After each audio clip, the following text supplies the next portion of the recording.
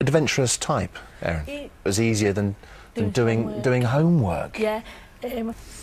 Now, still to come this morning, all... Well, it's competition time. Here are the details you need. We're going to head to LA now. Ross, the weather from Lucy. You're probably the same. Good morning, it's 7 o'clock. Welcome to Daybreak on Monday, the 30th of July. On the programme this morning, also this morning, all that and more to come. Now here's Louisa with the latest news. Morning. Thanks, Louisa. See you later on. Now, the, excuse me, oh, that's apt, isn't it? The whooping cough vaccine, which is usually given to young babies, could soon be given to teenagers and pregnant women. Health experts are considering giving a booster jab to adults to reduce the chances of it hitting babies after what's thought to be the biggest outbreak for 20 years. Well, whooping cough is dangerous for babies, particularly because it can make them stop breathing, and it's a nasty-sounding cough, very different to any ordinary cough. So let's just remind ourselves what it actually sounds like. Let's have a listen. Oh, it's that gasping it's for breath. Isn't it? Oh, really horrible. distressing. Yeah. Well, Katie's with the family. Joining us now is GP Dr. Sarah Jarvis. Experiences that young man was saying he's not looking forward to having the jab, but hey. But you see, it's one inspirational story as well, I think, for people back in his home country. Nice little story there that's featured in some of the papers.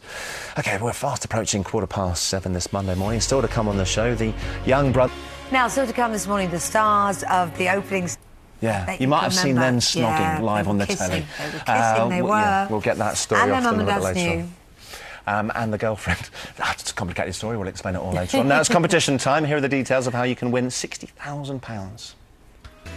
Good luck with that. Now, it was the best-kept secret of the opening ceremony. It had millions of 1 billion, I think, worldwide tuned in to watch the show from all around the world. It was a great moment, wasn't it? 27 million people alone in the UK. And one of those athletes, 19-year-old, of course, Ken. Have you put it down yet? Yeah. Presumably to watch it back and to have a think about the occasion. What are your... Not to realise, actually, because you wonder who's going to be lighting the flame. And did you have your own idea? Because some of them didn't even tell their mum and dads, did they? Universally well received, I think, the way... I have to check the diary. No, but it's like that, because I was reading the paper that says Steve Redgrave, although he came round to the idea very much, was initially a little... Well, it was a brilliant opening ceremony, wasn't it? And when all the excitement began, let's see, though, what's in store for us. Yes, Kelly, you're going to go back and watch other events as a normal punter? All our backs. Do you want to go to something? I've been moaning since the very... I've never got one. I've applied all the way along. I'll take you to something with me. OK. Let's get the weather from this. Still to come this morning, the pageant board. And after 8 o'clock, we speak exclusively to the 11-year-old who, after running away from his mum, managed to beat airport security and fly to Rome without a passport or boarding pass. Extraordinary story, that one. Let's get a summary of the news from Louisa. Thanks, Louisa. Thanks very much. Really keen cyclists. You saw those bicycles on auction today. Jimmy would have loved to have seen this yesterday, wouldn't he? In a few moments, cyclist Lizzie Armistead, who won Team GB's first medal of London 2012 yesterday, will be speaking to her proud parents. Let's check what's happening where you are first, folks. See you in a bit. 7:25. Good morning. Now, yesterday, Lizzie Armistead became the first member of Team GB to win an Olympic medal. For all of you, thanks very much indeed for chatting to us this morning. How lovely. I tell you what, speaking to some of the parents over the last week is an indication of just why these people have been so successful in their sporting careers. They're great, aren't they? So much backing, isn't there? Yeah. Still to come here on the show, the boys who take... Hi there, nice to see you this morning. It is just coming up to 7:45. That says Dan at the top of that script. I'll start, shall I? The headlines this morning. Sorry, Kate. I know, it's unbelievable. It's to do with changing locks and all sorts of things like that. But it does seem extraordinary, doesn't it? As important as a thing as that is. Now, the world of children's beauty pageants is often associated with pushy parents, little girls in a lot of makeup, and more frills and sequins than you can poke a stick at. Yeah, it's certainly not something that you consider to be a pastime for boys. But these two, and many others like them, pageants can be a lot of fun. Well, Mum Lisa, Dad Julian. Freya's kicking off, is it? A lot of people have a bit uncomfortable even about girls in beauty pageants, aren't they? The same could be said for boys too. Is that... How do you reconcile? Still to come on Daybreak, the story of the 11-year-old... Now, let's get all the latest showbiz news. Richard Arnold's here. Very nice about him. He seems to be a very nice man. Indeed, very respectful to him. Thanks, Rich. Weather time now. Good morning, it's 8 o'clock. Hi there, welcome along to Daybreak on Monday the 30th of July. On the show this morning, girl... See you then. Let's get the news now from Louisa. Thank you. See you later. Thank you. Now, this sounds like something out of a film, but frighteningly, it's not, it's real.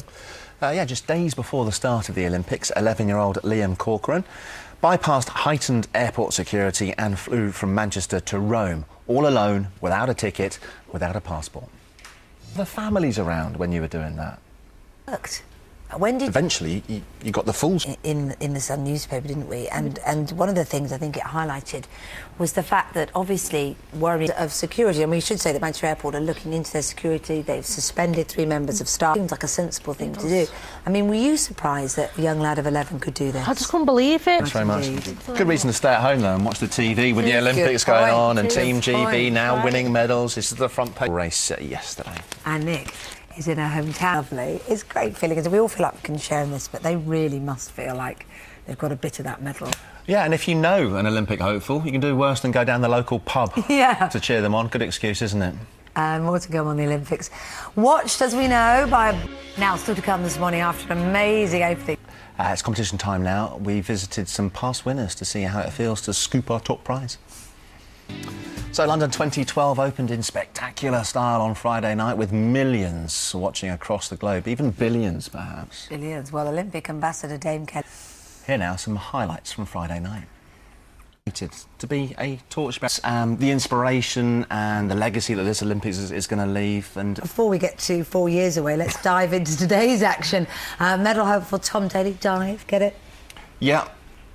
Into the pool later, and Jonathan Swain's in Plymouth. Thanks, Jonathan. Thanks, everyone. Good luck to everyone today. Let's get the weather now. Here's Lucy. So not particularly great weather today in much of the country, but I always think when it rains, you feel less guilty about staying in, watching the telly and watching the Olympics. So it's good, really, isn't it?